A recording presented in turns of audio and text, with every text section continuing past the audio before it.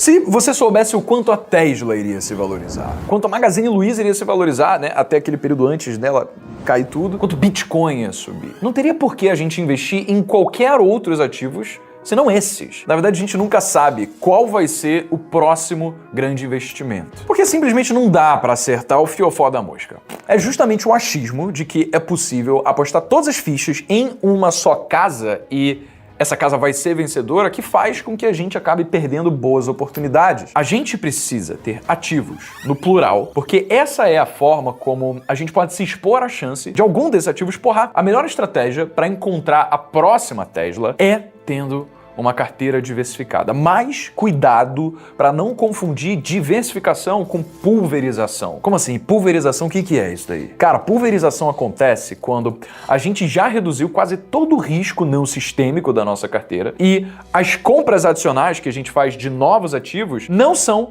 ativos descorrelacionados, eles têm correlação com algum outro ativo. Como assim? Peraí, risco não sistêmico, ativos descorrelacionados? Se liga. Primeiro, risco não sistêmico. Olha esse gráfico aqui. Como você pode ver, o risco não sistêmico, ele vai diminuindo conforme você vai aumentando o número de ativos na nossa carteira. Mas o que o risco não sistêmico é na prática? Sabe o que é? É o risco de acontecer alguma calamidade com a nossa carteira que só aconteceu por causa da nossa ingenuidade, da nossa falta de capacidade em construir uma carteira diversificada. Você pode ver que nesse primeiro momento em que a gente começa a adicionar mais ativos descorrelacionados na nossa carteira, o nosso risco não sistêmico vai diminuindo, o que quer dizer que a gente consegue manter a maior rentabilidade com o menor risco. E só pra a gente não passar batido, o que é aquele risco sistêmico que tá aparecendo aí? O risco sistêmico é o risco que você não consegue evitar. Não basta ser inteligente e falar, Ou construir uma carteira diversificada para conseguir amenizar isso daí. Porque é o risco de colapso total de mercado. Você pega o coronavírus, quando ele surgiu, cara, a galera tava em busca de liquidez. Não importa se no momento onde estourou aquele aviso do OMS dizendo que coronavírus ia ser caracterizado como pandemia, não tivesse quem ganhou dinheiro. Sendo você tendo ativos em ouro, Bitcoin, ações, fundos imobiliários, dólar, o que for, colapso total do mercado, todo mundo perdeu dinheiro. Isso é o risco sistêmico, aquele que você não consegue evitar. E se você não consegue evitar, não tem muito que a gente possa fazer a respeito. Mas o risco não sistêmico a gente pode evitar. Como você pode ver nesse gráfico, você percebe que a partir de determinado número de ativos, algo em torno de 20, os novos ativos que você coloca na sua carteira, eles não diminuem mais tanto assim o risco não sistêmico. O que mostra pra gente que não faz tanta diferença pra gente ter uma carteira menos volátil, até porque quanto mais ativos a gente tem, mais difícil é de acompanhar. Isso é muito difícil da gente acompanhar o que tá na nossa carteira. O que pode acontecer é que você acabe tendo ações ou fundos imobiliários ou posições em quaisquer ativos que sejam que, se você analisasse hoje, você não ia mais ter na sua carteira. Mas simplesmente porque você tem tantos para acompanhar, você acaba mantendo. Foi o que aconteceu particularmente comigo, cara, quando eu comprei Cielo lá em 2018. Comprei Cielo a tipo R$18. E aí o negócio foi caindo.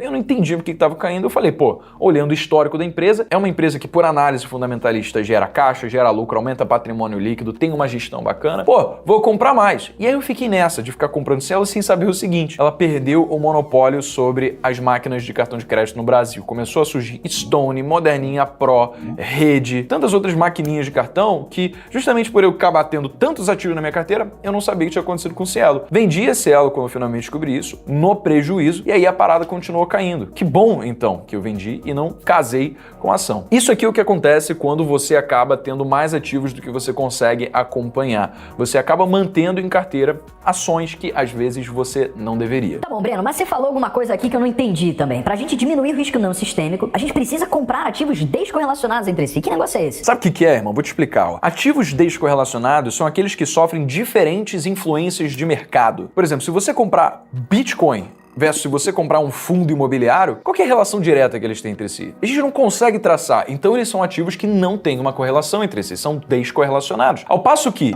se a gente comprar, por exemplo, ações do Santander e do Itaú, cara, eles sofrem as mesmas influências. Ó, se a gente for analisar aqui no TradingView, olha que bizarro o que acontece. Vamos pegar, por exemplo, aqui as ações do Santander, tá? Que são o SAMB11. E aí, a gente vai ver o gráfico delas aparecendo, e aqui eu vou colocar para comparar com o coeficiente de correlação, que é o coeficiente que vai dizer se existe correlação ou não entre dois ativos, com o Itaú, ITUB4.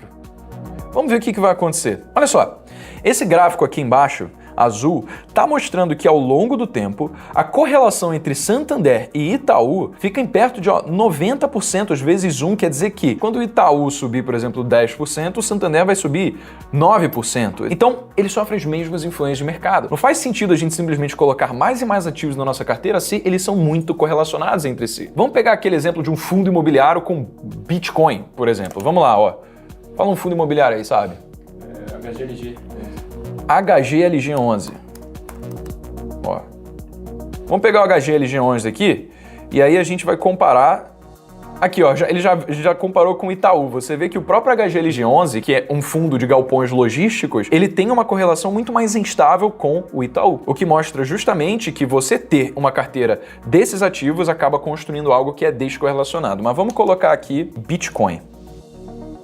Se a gente for aqui colocar Bitcoin, a gente deixa de ver de novo uma correlação direta, fica muito mais instável, o que mostra justamente que a gente tem uma carteira com esses dois tipos de ativos faz sentido. Pegou? Esse coeficiente de correlação, ele varia de -1 a 1. Se for mais perto de 1, quer dizer que eles são muito correlacionados. Se for mais perto de -1, quer dizer que o que acontece com um ativo acontece inversamente proporcional ao outro. Quer ver? Vamos comparar aqui o nosso índice Bovespa com o dólar, por exemplo. Vou colocar aqui índice Bovespa. E agora eu vou puxar aqui a relação do dólar com o real para a gente comparar o que acontece com esses dois ativos. Ó, olha só que bizarro, cara. A gente vê que na maior parte do tempo existe uma correlação inversamente proporcional do nosso índice Bovespa com a cotação do dólar. Olha só, ele tende a ficar negativo aqui, algo em torno de 80%, 70%. Ah, Breno, mas isso não faz sentido então ter dólar na carteira. Mano, você não vai ter dólar debaixo do colchão. Você vai ter empresas que possível se valorizar também. Por isso, o ideal seria a gente comparar, então, com o que de fato você vai ter na sua carteira, que é você pegar, por exemplo, o Ibov e comparar com o S&P 500, né? E aí você já vai ver que também não existe um padrão tão forte. Ele sobe, desce, vai para baixo, fica negativo ou não, o que permite justamente com que você possa manter uma rentabilidade positiva, mesmo apesar de você estar investindo em ativos dolarizados, o que permite que você consiga construir uma carteira descorrelacionada, investindo tanto em real quanto em ativos estrangeiros. Inclusive, galera que quiser usar aqui o TradingView é de graça, tá? Assim, tem um trial de 30 dias, você pode analisar isso daqui.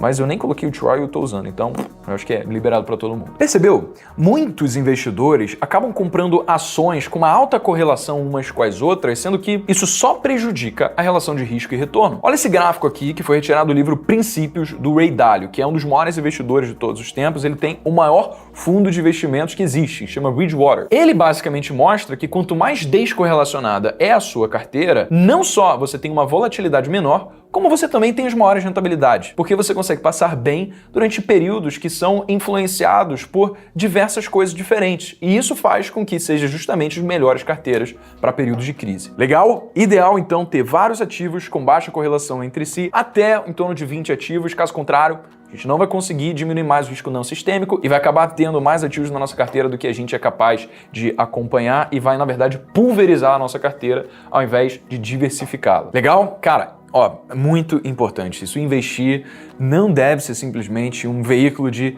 enriquecimento rápido. Investir deve ser visto como uma forma de preservação de patrimônio também. Por isso, se a gente, por algum motivo, está insatisfeito com a velocidade com que o nosso patrimônio está crescendo, é mais importante da gente se preocupar em aumentar o aporte do que buscar rentabilidades exorbitantes que, às vezes, para a gente obtê-las, precisaria correr riscos muito grandes. Então preste atenção nisso daqui. A estratégia sobre como a gente investe pouco patrimônio ou muito patrimônio é a mesma. Não muda. Fundos de investimento que são capitalizados em 100 bilhões de dólares, eles acabam assumindo as mesmas estratégias. Inclusive, o Ray Dalio mesmo tem um fundo chamado de All Weather que segue os pressupostos que eu elenquei aqui sobre uma carteira descorrelacionada que é capaz de passar por todos os períodos. Por isso, All Weather, todas as estações. E isso é dentro do fundo de maior poder de capitalização do mundo. Inclusive, o investidor que tem pouco dinheiro, ele tem uma vantagem de fazer essa estratégia maior do que até grandes fundos de investimento. Porque um fundo de investimento, se ele vai comprar ativos, ele tem uma quantidade tão absurda de capital